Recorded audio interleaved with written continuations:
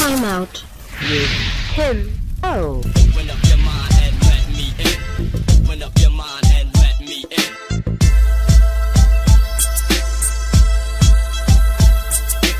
Open up your mind and let me in. Hello, welcome to Time Out with Timo. I'm your host, Tim Owens. As always, very grateful and happy to be here today. I want to talk about something that's affected the world, actually changed the world. Some people say for the good, some people say for the bad. Who knows? We all have an opinion. That's right. But that's one of the problems. Everyone has an opinion. But should everyone be listened to? Now, we all know there's some people who just talk out of their rear end, as they say. But social media has given everyone a voice. So I was researching online, got some information about this. Let me see, because I don't like to talk out of my rear end right now. A few articles I want to go over how, first one will be how social media can crush your self-esteem. That's right, folks. Social media is giving people depression. People are suffering. They feel as if they're not living their best life because a lot of people put their best foot forward and they go on vacation, they take these pictures, they pretend to have things that they don't own. A lot of people out here thinking that they're losing. They're behind in life. You have some people in their 20s who feel like they should be making a six-figure income. I mean, you're 21 years old. Some people are still living at home or barely out of the home or don't have a home at all. But that's a whole nother story.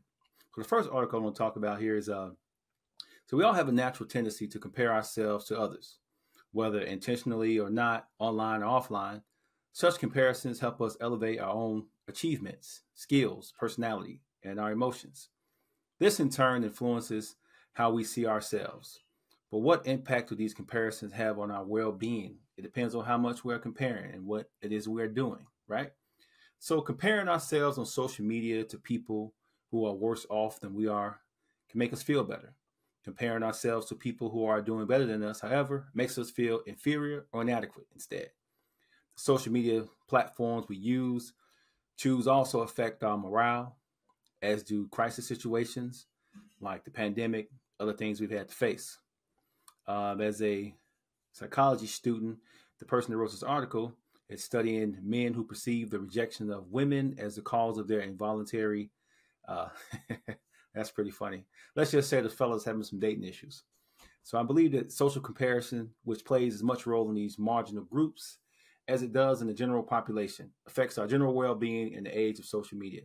Now, let's go to this next article here. I found it pretty interesting. I read over this the other day. I couldn't wait to make this video. So an optional level of comparison. So the degree of social comparison that individuals carry out is thought to affect the degree of motivation they have. According to a study by researchers at Ruhr University in Bochum, Germany, wow, I don't want to say that twice, there's an optimal level of perceived difference between the self and others that maximize the efforts of social comparison, right? Now, what I'm going to do here, it says also, I'm not going to read this whole thing, it's a lot of repetitive jargon. Be aware of unrealistic comparisons on social media. So like I said in the beginning of this video, a lot of these people they're fakes, they're frauds, charlatans, people who are not doing half of the things that they're portraying on social media. So if you have a young person you know that's struggling, or maybe a person who's later in life who is affected by the effects of social media, people's opinions. Now, as we know, let me just jump into this really quick. You guys know back in the day with the kings and queens in the court, like it used to be, the jester was the one that was there for entertainment. The jester was not the one to be listened to. Nowadays, the jester who was there to entertain the king or deliver him bad news in a humorous way, he's actually listened to over the king. His opinion is more valuable than kings nowadays. It's absolutely insane. We have governments, we have board of directors, we have people who are in charge, people who are in place because they are the smartest and the best minds in the room to do the job. Companies aren't run by the jesters or the janitors either. They're run by the board of directors and the CEOs and the managers and supervisors, people who keep the ship afloat or the train on the tracks, right?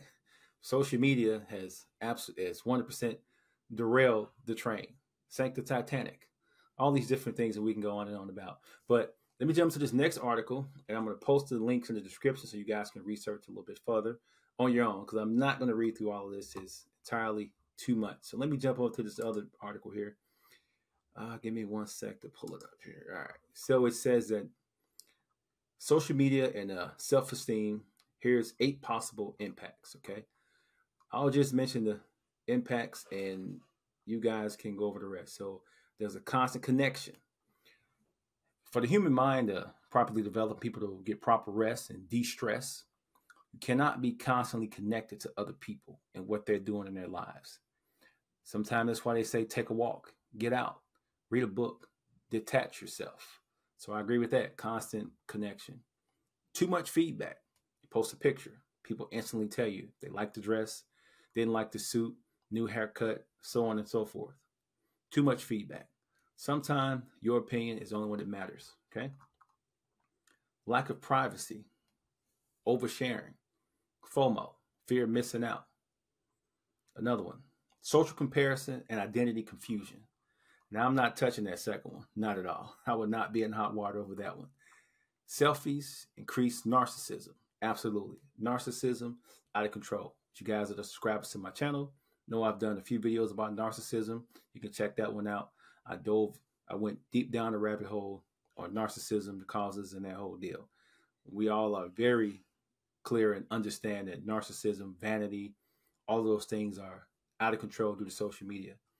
So number 6 would be communication and increase empathy. So empathy is the ability to feel for someone else, to connect with another person, to put yourself in their shoes. A lot of people have zero empathy today. Social media has people, they say some of the most mean, vile, terrible things that they would never say to a person's face. But social media gives them the freedom, the ability to say these things because they never have to see this person face to face. But they don't care about the long-term effects that they have on a person's personal psyche. All right. Number 7. Well, here's another one. Sexting. Not touching that one either. You guys can research that one on yourself. That's number 7 on the list. I'm not getting into that one. But we all know what that can lead to. Divorces, you're in relationships, engagements, whole bunch of problems. But you guys look that one up on your own. Cyberbullying. Let's not forget that one. A lot of people are bullied online. Made fun of things that they cannot change. It's a lot. So just be aware of that. Definitely check out your kids' accounts. Make sure they're not being bullied online.